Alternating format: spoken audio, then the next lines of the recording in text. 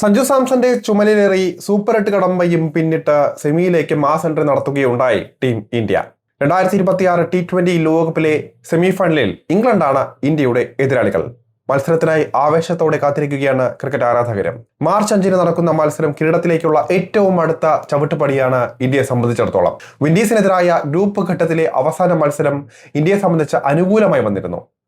ഒന്ന് മഴ പെയ്തിരുന്നുവെങ്കിൽ പോലും കാര്യങ്ങൾ ഇന്ത്യയിൽ നിന്ന് കൈവിട്ടു പോകുമായിരുന്നു. ഇനി ഇംഗ്ലണ്ടിനെതിരെ എത്തുമ്പോൾ മഴ ഇന്ത്യക്ക് അനുകൂലമാകുമോ പ്രതികൂലമാകുമോ, ഇന്ത്യയുടെ സ്വപ്നങ്ങൾ നശിപ്പിക്കുമോ എന്നെല്ലാം വ്യക്തമായി ഒന്ന് നോക്കാം. നിലവിൽ മത്സരത്തിൽ മഴ വില്ലൻ ആകില്ല എന്നാണ് വിലയിരുത്തപ്പെടുന്നത്. നിലവിൽ മഴ ഭീഷണിയില്ല. എന്നാൽ നനച്ചിരിക്കാതെ മഴ പെയ്യുകയാണെങ്കിൽ തിരിച്ചടി ഇന്ത്യക്ക് മാത്രമാണ്. ICC നിയമങ്ങൾ അനുസരിച്ച് ഒരു ടൂർണമെന്റിലെ സെമി ഫൈനൽ മത്സരം മോശം കാലാവസ്ഥ കാരണം ഷെഡ്യൂൾ ചെയ്ത തീയതിയിൽ നടക്കാതിരുന്നാൽ ഒരു ദിവസം റിസർവ് ദിനമായി അനുവദിക്കപ്പെടും. മഴ കാരണം ആദ്യ ദിനം കളി എവിടെ വെച്ചാണോ നിർത്തിവെച്ചത് അവിടെ നിന്ന് പുനരാരംഭിക്കും. ഇനി മത്സരം ഷെഡ്യൂൾ ചെയ്ത തീയതിയിലും റിസർവ് ദിനത്തിലും കളി നടന്നില്ല എങ്കിൽ എങ്ങനെയാണ് വിജയികളെ തിരഞ്ഞെടുക്കുക എന്ന് നോക്കാം. ഇങ്ങനെ ഒരു സാഹചര്യം ഉണ്ടായാൽ സൂപ്പർ 8 മികച്ച പ്രകടനം നടത്തിയത് ഏത് ടീമാണോ ആ ടീമായിരിക്കും ഫൈനലിലേക്ക് യോഗ്യത നേടുക. ഇങ്ങനെ വന്നാൽ പണി കിട്ടുന്നത് ഇന്ത്യക്ക് മാത്രമാണ്. സൂപ്പർ 8 പ്രകടനം നോക്കുകയാണെങ്കിൽ ഇംഗ്ലണ്ട് 3 മത്സരവും വിജയിച്ചാണ് സെമിയിൽ എത്തിപ്പെട്ടത്. ശ്രീലങ്കയ്ക്കെതിരെ 51 റൺസിനും ന്യൂസിലൻഡിനെതിരെ 4 വിക്കറ്റുകൾക്കും പാകിസ്ഥാനെതിരെ 2 വിക്കറ്റുകൾക്കുമാണ് ഇംഗ്ലണ്ട് വിജയിച്ചു കയറിയത്. എന്നാൽ ഇന്ത്യയുടെ സ്ഥിതി അങ്ങനെയല്ല. സൂപ്പർ 8 ആദ്യ മത്സരം തന്നെയാണ് ഇന്ത്യക്ക് ഇവിടെയും വില്ലനായി മാറുന്നത്. സിംബാബ്വെ, വെസ്റ്റ് ഇൻഡീസ് എന്നീ ടീമുകളെ തോൽപ്പിച്ചുവെങ്കിലും ദക്ഷിണാഫ്രിക്കയ്ക്കെതിരെ സൂപ്പർ 8 മത്സരത്തിൽ പരാജയപ്പെട്ടതിനാൽ ഇന്ത്യക്ക് 4 പോയിന്റ് സ്വന്തമാക്കാൻ മാത്രമേ സാധിച്ചിട്ടുള്ളൂ. അതുകൊണ്ട് തന്നെ മഴ കളി തടസ്സപ്പെടുത്തിയാൽ സൂപ്പർ 8 പോയിന്റ് വെച്ച ഇംഗ്ലണ്ട് ഫൈനലിലേക്ക് കുതിക്കുകയും ചെയ്യും. ഇനി ദക്ഷിണാഫ്രിക്ക ന്യൂസിലൻഡ് സെമി ഫൈനൽ മത്സരമാണ് മഴ കാരണം ഷെഡ്യൂൾ ചെയ്ത ദിവസത്തിലും റിസർവ് ദിനത്തിലും നടക്കാതെ വരുന്നതെങ്കിൽ ദക്ഷിണാഫ്രിക്കയായിരിക്കും ഫൈനലിലേക്ക് എത്തുക. ഗ്രൂപ്പ് ഘട്ടത്തിൽ 6 പോയിന്റ് നേടി 1ാം സ്ഥാനക്കാരായാണ് ദക്ഷിണാഫ്രിക്ക T20 ലോകകപ്പ് സെമിയിൽ എത്തിപ്പെട്ടത്. ഇന്ത്യ, സിംബാബ്വെ, വെസ്റ്റ് ഇൻഡീസ് എന്നീ 3 ടീമുകൾക്കെതിരെയും സൂപ്പർ 8 ദക്ഷിണാഫ്രിക്ക വിജയം സ്വന്തമാക്കി. ന്യൂസിലൻഡ് ആകട്ടെ 3 പോയിന്റുകൾ നേടിയാണ് സെമി യോഗ്യത ഉറപ്പാക്കിയിട്ടുള്ളത്. ശ്രീലങ്കയ്ക്കെതിരെ വിജയിച്ചുവെങ്കിലും ഇംഗ്ലണ്ടിനെതിരെ ന്യൂസിലൻഡ് പരാജയപ്പെടുകയായിരുന്നു. മഴ പെയ്താലും ഇല്ലെങ്കിലും ഇന്ത്യയെ സംബന്ധിച്ച് കാര്യങ്ങൾ ദുഷ്കരമാണെന്ന് തന്നെ പറയേണ്ടി വരും. മുംബൈ വാങ്കഡെ സ്റ്റേഡിയത്തിൽ സൂര്യകുമാർ യാദവും സംഘവും ഇറങ്ങുന്നത് ഫൈനൽ ലക്ഷ്യമിട്ട് മാത്രമാണ്. സഞ്ജു സാംസന്റെ മികവിൽ വിൻഡീസിനെ പരാജയപ്പെടുത്തിയ ഇന്ത്യക്ക് കനത്ത വെല്ലുവിളിയാകും ഇംഗ്ലണ്ട്. 2010, 2022 T20 ലോകകപ്പുകളിൽ കിരീടം അലമാരയിൽ എത്തിച്ച ഇംഗ്ലണ്ട് ഇത്തവണയും ശക്തർ തന്നെയാണ്. അതേസമയം ഇന്ത്യൻ ടീമിനെ ദുർബലപ്പെടുത്തുന്ന ചില ഘടകങ്ങളുമുണ്ട്. ഇനി ബാറ്റിംഗിലേക്ക് നോക്കുകയാണെങ്കിൽ ടോപ്പ് ഓർഡറിലെയും മധ്യനിരയിലെയും തെളിഞ്ഞു നിൽക്കുന്ന വീക്ക് പോയിന്റുകളാണ് ഇന്ത്യക്ക് തലവേദനയാകുന്നത്. പരിശീലകൻ ഗൗതം ഗംഭീറിന് ഇക്കാര്യം വ്യക്തമായി തന്നെ അറിയാം. അതിനുള്ള പ്രധാന സൂചനയാണ് ഓപ്പണിംഗ് ജോഡിയിൽ അഴിച്ചുപണി നടത്തി ഇഷാൻ കിഷനെ 3ാമനാക്കി സഞ്ജു സാംസനെ അഭിഷേക് ശർമ്മയ്ക്കൊപ്പം ക്രീസിലേക്ക് ഓപ്പണിംഗിലേക്ക് പറഞ്ഞുവിട്ടത്. ഇന്ത്യ T20 ലോകകപ്പിന് ഒരുങ്ങുമ്പോൾ എല്ലാവരും ഒരേ സ്വരത്തിൽ പറഞ്ഞ പേരായിരുന്നു അഭിഷേക് ശർമ്മയുടേത്. എന്നാൽ അഭിഷേകിന് തന്റെ പ്രതാപത്തിലേക്ക് തിരിച്ചെത്താൻ കഴിയുന്നില്ല.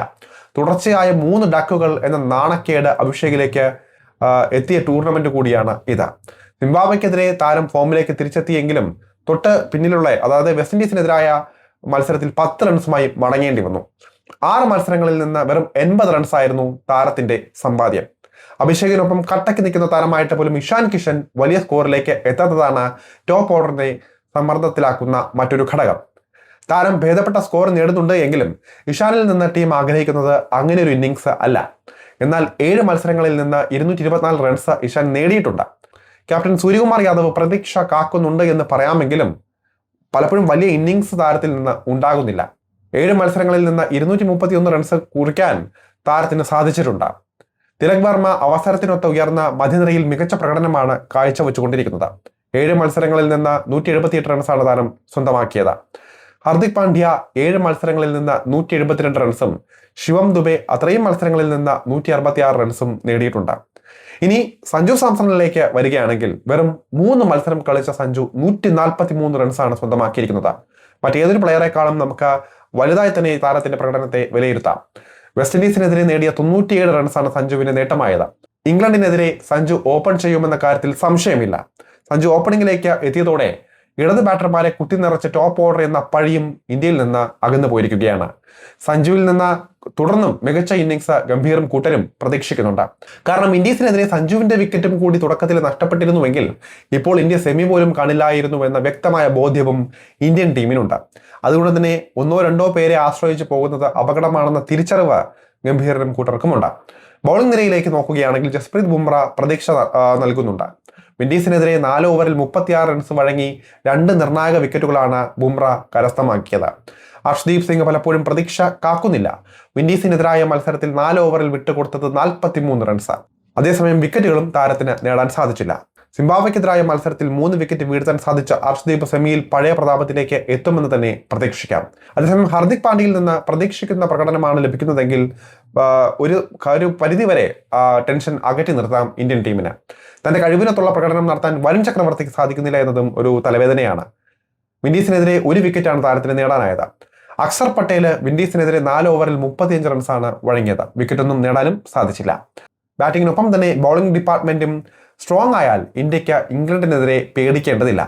T20 ലോകകപ്പിന്റെ ചരിത്രം നോക്കുകയാണെങ്കിൽ ഇന്ത്യക്ക് മുൻതൂക്കം അവകാശപ്പെടാൻ സാധിക്കും.